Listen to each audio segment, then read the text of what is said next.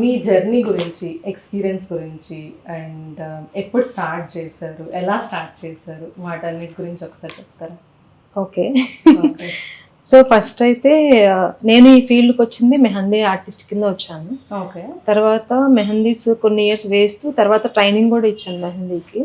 అలా తర్వాత makeup interest, hair interest, ఇంకా అమ్మాయిలు అంటే బై బర్తే అట్లాంటి ఇంట్రెస్ట్లు ఉంటాయి అందరికీ. కాకపోతే ఇది నాకు చాలా ఇంట్రెస్ట్. ఇంట్లో కూడా కొంచెం డాడీ ఏంటంటే మేము చిన్నప్పుడు డాడీ ఆయిల్ రాయించుకునేవారు హెడ్ కి. జస్ట్ చిన్న పిల్లలు కదా, 7th 8th ఆ క్లాస్ లో కూడా నా ఫింగర్ మూమెంట్ అది చూసి నీతో పార్లర్ పెట్టిస్తా అని అనేవారు అనమాట. చాలా బాగా మసాజ్ చేసి ఆ ఫింగర్ మూమెంట్స్ అంతా చూసి డాడీ అట్లా అనేవారు, చాలా సార్లు అనేవారు. పైనుంచి మరి తదాస్తు దేవతలు అట్లా తదాస్తు అన్నారేమో తెలియదు కానీ అట్లా ఇంట్రెస్ట్ బాగా పెరిగింది. డాడీ తర్వాత నా లైఫ్ లో బాగా సపోర్ట్ చేశారు అంటే అది సార్. నేను ఏది నేర్చుకుంటానా సరే అసలు సెకండ్ థాట్ కూడా లేదు, ఓకే నేర్చుకో. ఆయన తీసుకెళ్ళి మరి నేర్పిస్తారు అట్లా అన్నమాట. ఓకే. మీరు ఎలా స్టార్ట్ చేశారు సార్? సో యాక్చువల్లీ నేను ఫస్ట్ హెయిర్ స్టైలిస్ట్ని.